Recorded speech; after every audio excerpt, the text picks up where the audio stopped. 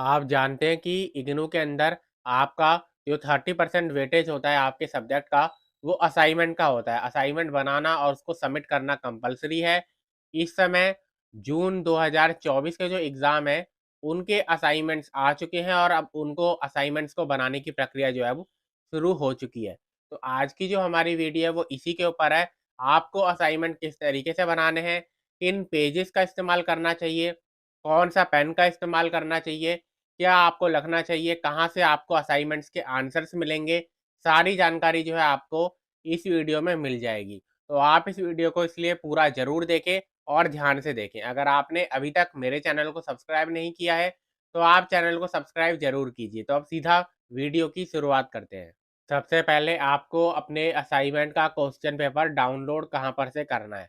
जैसा कि मैंने बताया कि आपके असाइनमेंट के क्वेश्चन पेपर अब इग्नू की वेबसाइट पर आ चुके हैं। कुछ सब्जेक्ट अगर उनके नहीं भी आए होंगे तो वो भी आपको 1 से 2 वीक के अंदर देखने को मिल जाएँगे। तो आपको इग्नू की जो वेबसाइट है उसमें जाना है, जो इग्नू की ऑफ़िशियल वेबसाइट है www.ignu.ac.in। वहाँ पर आपको ऊपर सबसे ऊपर ही 3 ऑप्शन मिलेंगे, एक है रिज़ल्ट का, दूसरा है डाउनलोड का। आपको डाउनलोड पर क्लिक करना है, वहाँ पर असाइनमेंट लिखा हुआ आ जाएगा, उस पर क्लिक करते ही आपके पास सारे असाइनमेंट खुलकर आ जाएँगे। फिर आपका बैचलर डिग्री है, मास्टर डिग्री, डिप्लोमा, सर्टिफ़िकेट है, उसके हिसाब से आपको अपने कोर्स को चुनना है और आप अपने असाइनमेंट्स को डाउनलोड कर पाएँगे। यहाँ पर एक बात बता दूँ मैं आपको कि वहाँ पर पिछले साल के भी आपने असाइनमेंट्स जो होंगे वो आपको नज़र आ जाएँगे। तो आपको लेटेस्ट बनाना है। आप इस समय जून 2024 का असाइनमेंट बना रहे हैं, तो उसी क्वेश्चन पेपर को आप डाउनलोड करेंगे। बहुत पुराना क्वेश्चन पेपर आपको डाउनलोड करने की ज़रूरत नहीं। एक बार आपका असाइनमेंट डाउनलोड हो गया तो उसके बाद सबसे इम्पोर्टेंट है असाइनमेंट के आंसर्स को खोजना।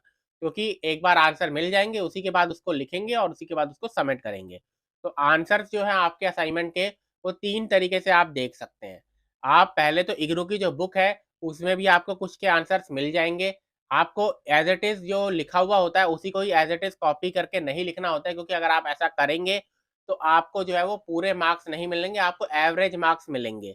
यानी कि 10 नंबर का क्वेश्चन है, उन्होंने देखा कि आपने एज़ इट इज़ इग्नू की बुक से छाप दिया, तो आपको 10 नंबर के क्वेश्चन में 6 मार्क्स से ज़्यादा नहीं मिलने वाले। ठीक? तो आपको क्या करना है, आप गाइड का इस्तेमाल कर सकते हैं। गाइड्स में काफ़ी सारे आपके आंसर्स होते हैं और उससे आपको इग्नू के असाइनमेंट बनाने में काफ़ी हेल्प मिल जाएगी। आप नीरज गाइड का इस्तेमाल कर सकते हैं, जिसका लिंक आपको इस वीडियो के डिस्क्रिप्शन बॉक्स में मिल जाएगा। मेरे कोड चौहान का अगर आप इस्तेमाल करेंगे तो आपको एक्स्ट्रा डिस्काउंट भी मिलेगा। उसके अलावा इग्नू की बुक का इस्तेमाल आपको ज़रूरी करना होता है। आपके पास इग्नू की बुक होनी चाहिए। अगर आपके पास इग्नू की बुक नहीं है, तो आप फ्री में उसको ऑनलाइन भी डाउनलोड कर सकते हैं। उसके ऊपर मैंने कुछ ही दिन पहले वीडियो बनाई थी। उसके अलावा आप गूगल में सर्च भी कर सकते हैं।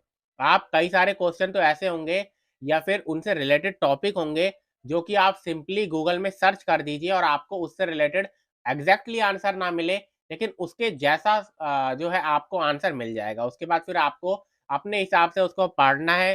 3-4 इस तरीके के आंसर्स को पढ़ लीजिए, जो कि उस क्वेश्चन से रिलेटेड हो, और उसके बाद उनको अच्छी तरीके से एक करके आप उसका आंसर जो है बनाकर लिख सकते हैं। और इस तरीके से आपका जो आंसर के सारे क्वेश्चन है वो पूरे हो जाएँगे। उसके अलावा एक तरीका जो होता है वो ये भी होता है कि आप सॉल्व्ड असाइनमेंट खरीद लीजिए। लेकिन सॉल्व्ड असाइनमेंट में वही दिक्कत होती है जो कि मैंने आपको शुरुआत में बताई, कि आपको एवरेज मार्क्स मिलेंगे फिर। यानी कि आपने अगर सॉल्व्ड असाइनमेंट से जो लिखा है, तो सॉल्व्ड असाइनमेंट कहाँ पर से लिखे होते हैं, वो इग्नू की बुक्स जो होती हैं, उनसे ही एज़ इट इज़ आप देखेंगे कि पूरा का पूरा जो टॉपिक है वो छाप कर लिख दिया जाता है।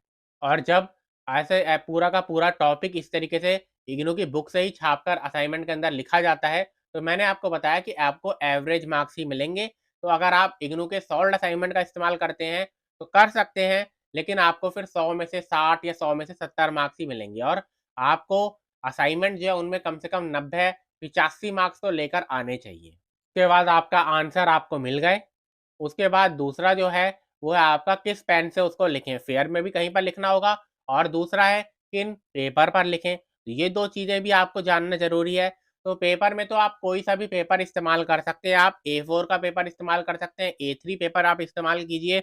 आप प्रैक्टिकल का पेजेज़ का इस्तेमाल कर सकते हैं, या फिर आप जो सिंपली आपके क्लासमेट होते हैं, उनके रजिस्टर के जो पेजेज़ होते हैं, उनका भी अगर इस्तेमाल करना चाहते हैं, तो आप कर सकते हैं।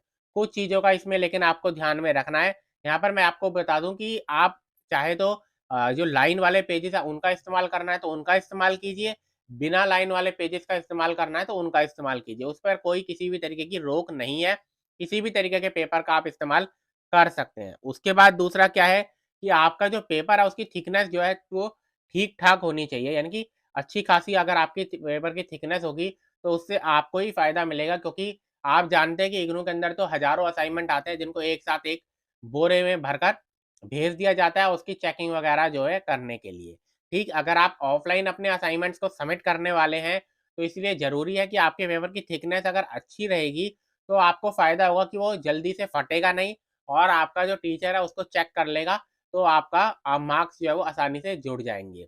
अगर आपका पेपर का जो थिकनेस है वो काफ़ी कम होगा, काफ़ी पतला पेज होगा, फटने वाला पेपर जल्दी होगा, तो आपका हो सकता है कि चेक होने से पहले ही फट जाए पेपर, और अगर ऐसा होता है तो निश्चित तौर पर आपके मार्क्स भी कम हो जाएँगे। तो इसलिए ज़रूरी है कि आप किसी भी पेपर का इस्तेमाल करें लेकिन उसकी थिकनेस कम से कम ठीक-ठाक हो, जिससे कि वो पेपर इतनी आसानी से फटे नहीं। उसके बाद पेन के बारे में अगर हम बात करें तो आप ब्लू पेन का इस्तेमाल कीजिए, ब्लैक पेन का इस्तेमाल कीजिए, जेल पेन का इस्तेमाल कीजिए, ब्लू जेल पेन का इस्तेमाल कीजिए या ब्लैक जेल पेन का इस्तेमाल कीजिए, जैसा कि आपको समझ में आ रहा है या जैसा कि आपके क्वेश्चन के हिसाब से जो भी आपका रिक्वायरमेंट होगी आप बिल्कुल इस्तेमाल कर सकते हैं। आप रेड पेन का इस्तेमाल मत कीजिए, क्योंकि रेड पेन का जो होगा आपका उससे चेकिंग की जाती है, तो टीचर जो होते हैं वो रेड पेन का इस्तेमाल करते हैं, आपको रेड पेन का इस्तेमाल नहीं करना चाहिए। उसके अलावा आपको पेंसिल का इस्तेमाल करना है, रबड़ का इस्तेमाल करना है, आपको प्रकार का इस्तेमाल करना है, डी का इस्तेमाल करना है, ग्राफ का इस्तेमाल करना है, मैप का इस्तेमाल करना है। जहाँ पर जो भी जैसी भी आपके क्वेश्चन में रिक्वायरमेंट बोली गई है, आप उसका इस्तेमाल जो है कर सकते हैं।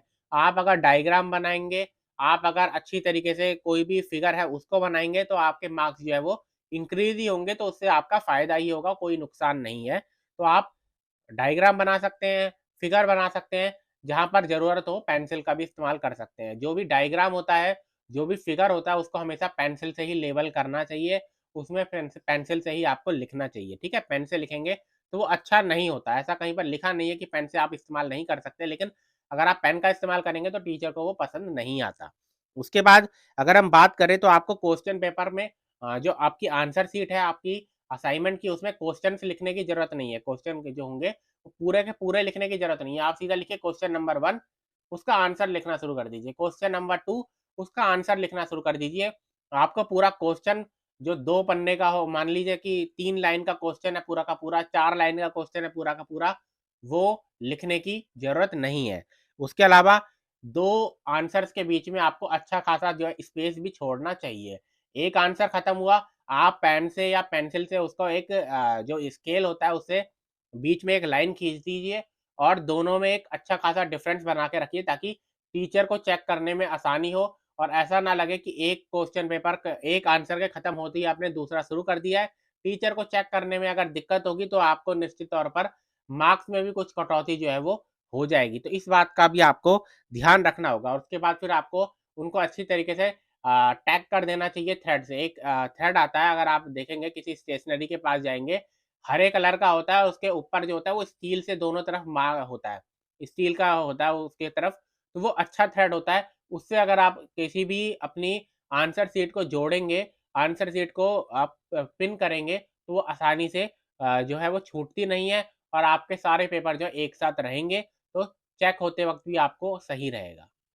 उसके बाद आपने अपने असाइनमेंट्स अगर लिख लिए, तो उसके बाद आपको क्या करना है, उन सबको सीरियल वाइज़ लिखना है। अब सीरियल वाइज़ करते वक़्त सबसे पहले आपका असाइनमेंट का फर्स्ट पेज आता है। फर्स्ट पेज का मतलब है यहाँ पर इंट्रोडक्शन के पेज से। इसके ऊपर मैंने आपके लिए काफ़ी वीडियोज़ बनाई हुई हैं। आप सिंपली सिर्फ़ IGNOU assignment first page type कर दीजिए, आपको काफ़ी सारी वीडियोज़ मिल जाएँगी जिसमें पूरा फॉर्मेट समझाया हुआ है मैंने। किस तरीके से आपको नाम लिखना है, एनरोलमेंट नंबर, अपना प्रोग्राम कोड लिखना है, कोर्स कोड लिखना है। उसके बाद अपने स्टडी सेंटर का कोड लिखना है, स्टडी सेंटर का एड्रेस लिखना है। जो भी आपकी डिटेल जो है, वो आपको अपने फर्स्ट पेज में लिखनी होती है, जिसको इंट्रोडक्शन का पेज भी आपका कहा जाता है। उसमें असाइनमेंट का नाम लिखना होता है, असाइनमेंट का कोड लिखना होता है। ठीक? तो असाइनमेंट का फर्स्ट पेज जो है आपका सबसे ऊपर होना चाहिए। उसके बाद दूसरे नंबर पे आपका इग्नू का आईडी कार्ड की फ़ोटोकॉपी या फिर प्रिंट जो है वो होना चाहिए। वैसे सभी जो रीजनल सेंटर है वो इस तरह की गाइडलाइन जारी नहीं करते, लेकिन अब मैंने देखा है कि मोस्टली जो रीजनल सेंटर हैं, वो इस तरीके की गाइडलाइन इशू कर रहे हैं कि आपको अपना जो आईडी कार्ड है, आपका जो इग्नू आईडी कार्ड है, उसकी भी एक फ़ोटोकॉपी साथ में लगानी है। तो अगर आपका रीजनल सेंटर कहता है, तो आप उसको लगा सकते हैं। आपके पास निश्चित तौर पर इग्नू का आईडी कार्ड तो होगा ही, उसकी एक फ़ोटोकॉपी करवानी है और उसका स्कैन करके आप लगा सकते हैं। ठीक? तो दूसरे नंबर पे आपकी इग्नू आईडी कार्ड आ गई। तीसरे नंबर से आपको अपने आंसर के जो पेजेज़ हैं, उनको लगाना शुरू कर देना है। ठीक? उसके बाद आपको लास्ट में अपना क्वेश्चन पेपर लगाना है, क्योंकि मैंने आपको बताया था कि आपको क्वेश्चन लिखने की ज़रूरत नहीं है। आप क्वेश्चन नंबर 1 डालिए और लिखना शुरू कर दीजिए आंसर, उसके क्वेश्चन नंबर 2 डालिए, लिखना शुरू कर दीजिए उसके आंसर। तो लास्ट में आप क्वेश्चन पेपर भी लगा के रखिए, ताकि टीचर को उसके क्वेश्चंस को देखने के लिए उस क्वेश्चन पेपर का जो टीचर है वो इस्तेमाल कर पाए और उसके बाद फिर आपके आंसर्स की चेकिंग कर पाए। बाद एक चीज़ और है जो कि मैं आपको इसके साथ ऐड करना चाहूँगा कि आप चाहे ऑनलाइन अपने असाइनमेंट्स को सबमिट कीजिए, ऑफलाइन अपने असाइनमेंट्स को सबमिट कीजिए, लेकिन जो भी आप अपना जो असाइनमेंट बनाएँगे, तो उसका जब फाइनल बन जाएगा, बिल्कुल आप सबमिट करने के लिए बिल्कुल तैयार होंगे, तो उस समय आप एक बार उसको उसकी फ़ोटो वगैरह लेकर उसका पीडीएफ में अपने पास एक बार उसको सँभाल कर रख लीजिए अपने मोबाइल में। क्योंकि कई बार ऐसा होता है कि आप अपने असाइनमेंट्स आपने सबमिट किए और फिर वो खो गए या फिर किसी तरीके से आपके असाइनमेंट के मार्क्स नहीं लगे। तो आपके पास कोई एविडेंस होना चाहिए कि आपने अपने असाइनमेंट जो है वो सबमिट किए हैं, आपने वो असाइनमेंट्स बनाए थे, तो इसलिए ज़रूरी है कि आप एक बार उनको अपने पास मोबाइल में पीडीएफ फॉर्मेट में भी अपने पास सँभाल कर रख लीजिए, ताकि आगे अगर ज़रूरत पड़े तो आप उनको दिखा सकें और फिर आपको दोबारा असाइनमेंट बनाने की ज़रूरत नहीं होगी। आप उसी को ही अगर दिखाएँगे तो उसी के बेसिस पर आपको एवरेज मार्क्स जो है वो इग्नू की तरफ से चढ़ा दिए जाते हैं। उसके बाद आगे असाइनमेंट सबमिशन आप अगर ऑफलाइन करेंगे तो वो स्टडी सेंटर में होता है। स्टडी सेंटर में जाइए, जिस भी दिन आपका जो स्टडी सेंटर है वो ओपन रहता है इग्नू के स्टूडेंट्स के लिए, जाइए और वहाँ पर अपने असाइनमेंट्स को सबमिट करके आ जाइए। दूसरा है आपका ऑनलाइन तरीका है गूगल फॉर्म या फिर ईमेल आईडी के ज़रिए। वो तरीका जो है आपका रीजनल सेंटर या फिर आपका स्टडी सेंटर जो है टाइमली गाइडलाइंस के ज़रिए, अपने रूल्स के ज़रिए आपको बताएगा, इंस्ट्रक्शंस देगा, उसके हिसाब से आपको सबमिट करने होंगे। तो आपका जो रीजनल सेंटर है, अगर आप उसको चाहिए कि वो ऑनलाइन आपके असाइनमेंट्स को सबमिट करना चाहता है, तो वो आपके लिए गाइडलाइंस अपनी वेबसाइट पर जारी कर देगा। इसलिए ज़रूरी है कि जो इग्नू के स्टूडेंट होते हैं, वो मार्च से यानी कि पहली मार्च से अपना जो रीजनल सेंटर की वेबसाइट होती है, उसको लगातार चेक करते रहें। कम से कम 2-3 दिन में एक बार ज़रूर चेक करते रहें, क्योंकि वहीं पर ही आपकी असाइनमेंट सबमिशन की गाइडलाइंस जो है उनको इश्यू किया जाता है। उसके बाद लास्ट डेट के बारे में अगर हम बात करें, तो वो है 31 मार्च 2024, यानी कि 31 मार्च 2024 तक आपको अपने जो असाइनमेंट्स हैं, उनको सबमिट करना होता है। ये डेट जो है वो आगे एक्सटेंड की जा सकती है। लेकिन आपको अगर 31 मार्च 2024 तक अगर आप इनको सबमिट कर देंगे, तो आपका ही फ़ायदा है, आपको ज़्यादा टाइम मिलेगा अपने जो एग्ज़ाम्स हैं जून 2024 के, उनकी तैयारी करने के लिए। अगर हम एग्ज़ामिनेशन फॉर्म के बारे में बात करें, तो एग्ज़ामिनेशन फॉर्म आपका मार्च में आता है और आपको जब आपके असाइनमेंट सबमिट होते हैं, उसी समय आपका एग्ज़ामिनेशन फॉर्म भी आता है। तो आप अपने असाइनमेंट्स को सबमिट कीजिए और फिर अपना एग्ज़ामिनेशन फॉर्म भरिए और उसके बाद फिर एग्ज़ाम की तैयारी कीजिए। तो आज की वीडियो में इतना ही। वीडियो अगर आपको पसंद है तो वीडियो को लाइक ज़रूर कीजिए, ज़्यादा से ज़्यादा शेयर ज़रूर कीजिए।